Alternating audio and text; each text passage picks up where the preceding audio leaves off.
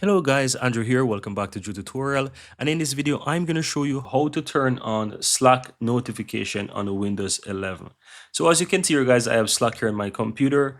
And to turn on the notification, you want to go ahead and right click on the Windows icon on your taskbar and simply go to settings. Now from here, you want to go ahead and click on System at the top there and find notification in the list. Then from here, you will scroll down and you will find Slack. And you can simply turn on the notifications. Now, what I want to mention is that by default, when you install Slack on your computer, it should turn on the notifications for you.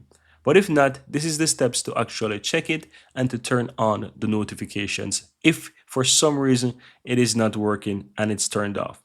So you follow these steps to turn it on your Windows 11 computer. Now, if you go to Slack or you open Slack on your computer and go to the lower left hand side to your account and go to preferences, then here you will also find notifications. And so you can choose if you want to have it for all messages, direct messages, mentions, and keywords, or basically for nothing. But that's it, guys. That's how to go ahead and turn on Slack notifications on Windows 11.